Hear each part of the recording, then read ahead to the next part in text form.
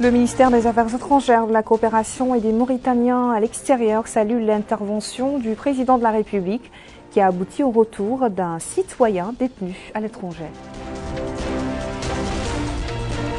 Le département de l'hydraulique et de l'assainissement réceptionne une station alimentant le centre de Tifundé Sivé en eau potable.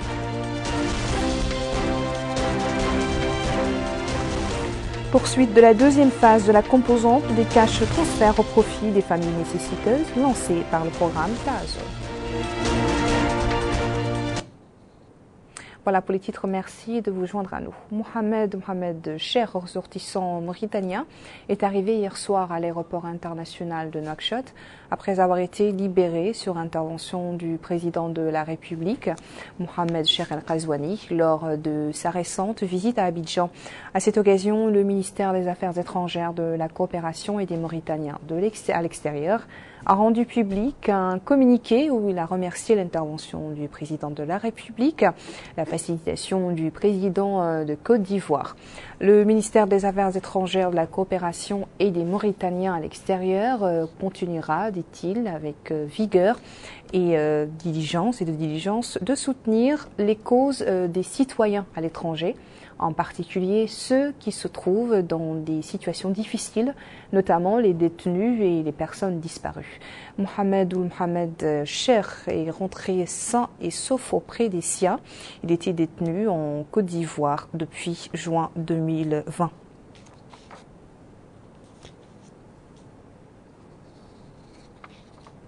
À Tifundé Sivé, dans la wilaya du Gourgol, le département de l'hydraulique et de l'assainissement a annoncé la réception provisoire de la station alimentant le centre en eau potable. Cette station entre dans le cadre de la deuxième phase du projet intégré de ressources en eau mise en œuvre par l'organisation de la mise en valeur du fleuve Sénégal. Abdullah Damaba. La localité de Tifundé Sivé a été dotée d'une station de traitement d'eau qui a été réalisée dans le cadre de la deuxième phase du projet de gestion intégrée des ressources en eau de l'Organisation pour la mise en valeur du fleuve Sénégal. C'est à l'aide de financement des Pays-Bas, ainsi une délégation du secteur de l'hydraulique et de l'assainissement conduite par le conseil du ministre de l'hydraulique et de l'assainissement chargé de l'hydraulique rurale s'est rendue sur place en compagnie des autorités administratives et sécuritaires de la wilaya du Gourgol. Ils ont reçu des explications détaillées se rapportant à cette station de traitement d'eau qui a été réalisée au profit des habitants de Tifundé Sivé. Cette station se compose des éléments suivants: une station qui donne 200 mètres cubes jour, avec donc un château d'eau de 100 mètres cubes qui est à une hauteur de 20 mètres, donc capable de desservir convenablement la localité de Tifundé Sivé avec une pression d'un bar à l'extrémité du réseau. Et l'énergie est supportée par, c'est une énergie solaire, donc ce qui fait que ça va réduire considérablement les charges de fonctionnement et de l'exploitation.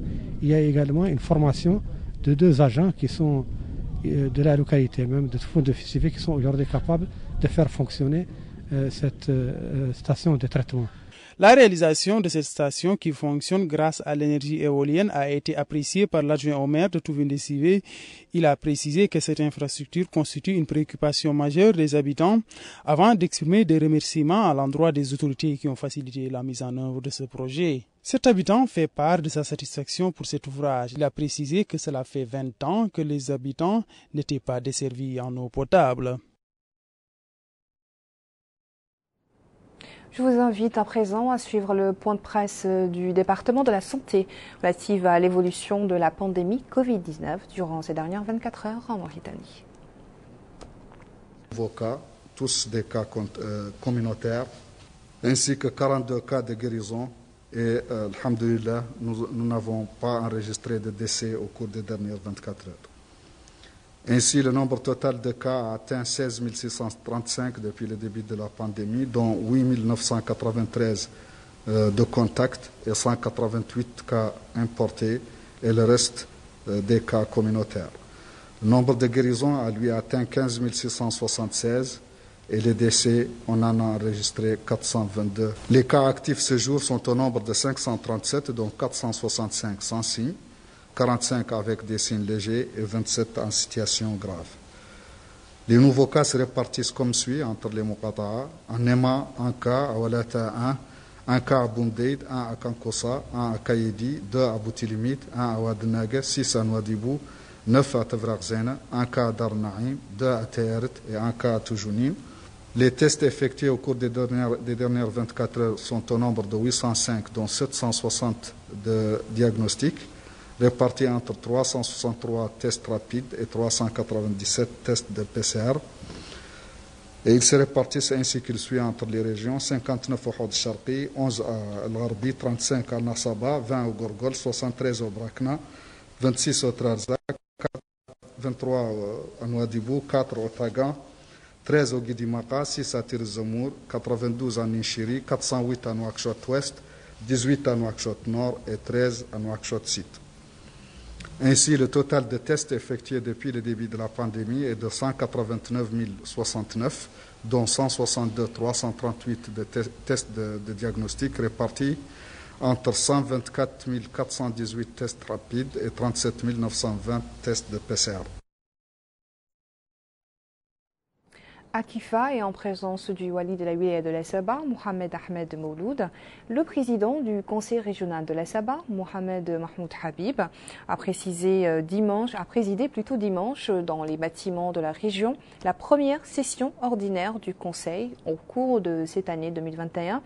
Cette session marque une nouvelle phase de travail régional afin de parvenir à un développement local ambitieux basé sur la répartition équitable des ressources entre les différentes zones de la région en donnant la priorité aux classes les plus vulnérables. Garmi Tegedzi. L'ingénieur du conseil régional de la Saba a pour objectif de débattre à propos du budget et des dépenses de l'année en cours. Le président du conseil régional de la Saba a souligné l'importance de travailler en étroite collaboration avec l'État pour un développement régional. Le président du conseil régional de la Saba a souligné l'importance de travailler en étroite collaboration avec l'État pour un développement local. Il a indiqué que le conseil régional accorde une attention particulière aux populations les plus vulnérables au niveau de la wilaya de la Saba. Le président du conseil régional a par ailleurs salué les efforts fournis par l'État pour le développement de la wilaya, malgré l'impact de la pandémie du Covid-19 sur l'économie mondiale. Cette session a été supervisée par le wali de la Saba, M. Mohamed Mouloud, au cours de laquelle ont été présentés des exposés détaillés sur l'état budgétaire de l'année 2021. Les membres du conseil régional de la Saba ont établi une feuille de route pour la session en cours.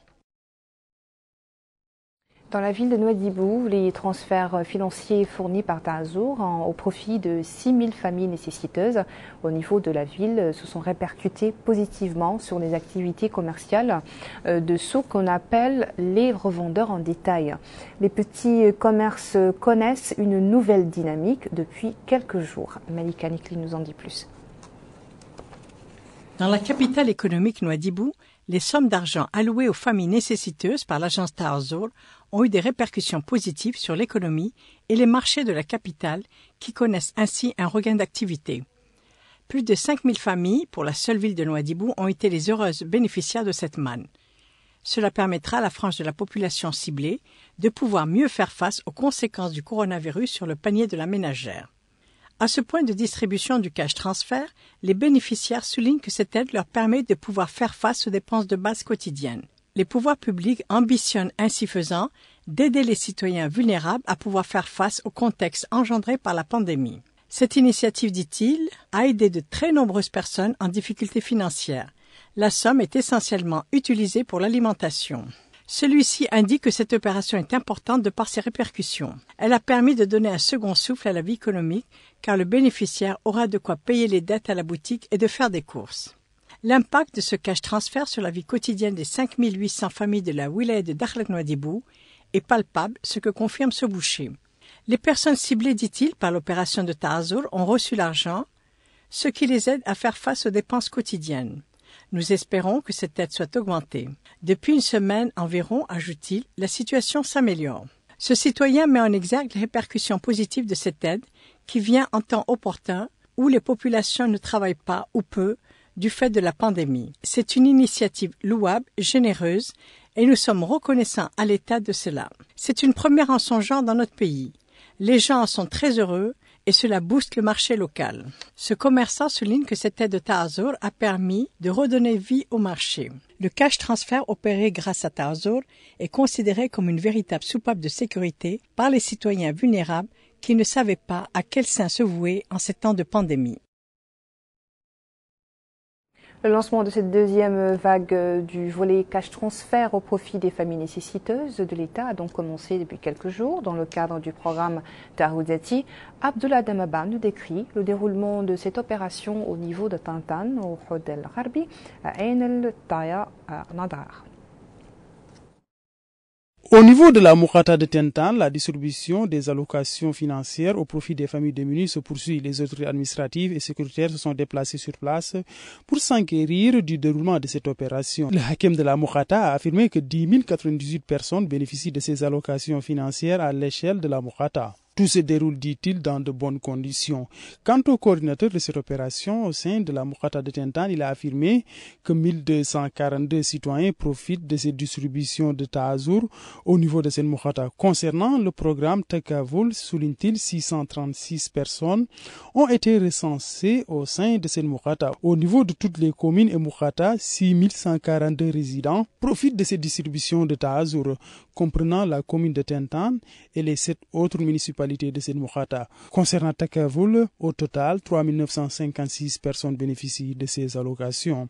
À Ain et Heltaya, plus de 300 ménages ont été recensés dans le cadre de cette opération de distribution d'allocations financières comprenant la commune de Ain et Heltaya ainsi que les localités environnantes. Le maire d'Ain et Heltaya a remercié au nom des résidents les initiateurs de cette opération qui, déclare-t-il, a été initiée au profit des couches démunies sur toute l'étendue du territoire national.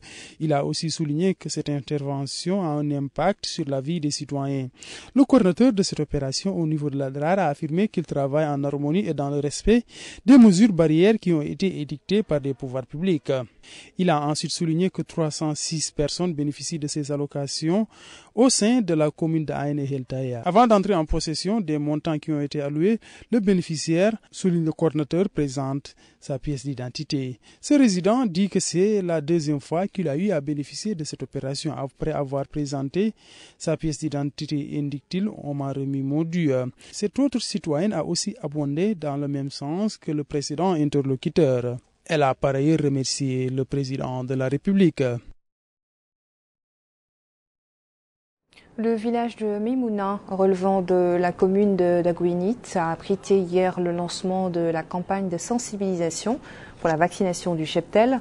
Cette campagne de sensibilisation pour la vaccination de 500 000 têtes de bétail à laquelle participent les autorités administratives et la société civile parachève la grande campagne annuelle menée par le ministère du Développement rural. La campagne en cours se poursuivra dans certaines mouradas dans lesquelles il a été constaté que la population ciblée d'éleveurs était plutôt réticente à cette opération.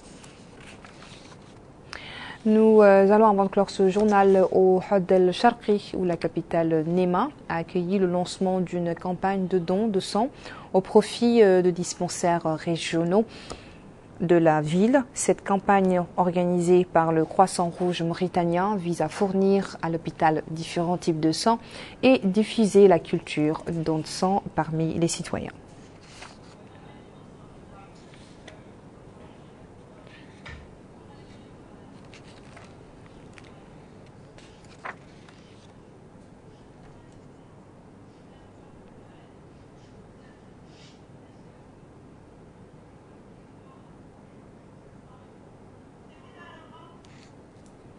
Voilà qui met fin à ce journal. Merci à vous de votre attention. Le rappel des titres à la une.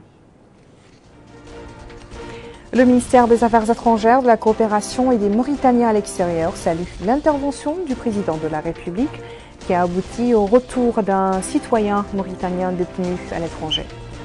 Le département de l'hydraulique et de l'assainissement réceptionne une station alimentant le centre de Tifondé Sivé en eau potable. Et dans ce journal, nous avons suivi la poursuite de la deuxième phase de la composante des cash transferts au profit des familles nécessiteuses.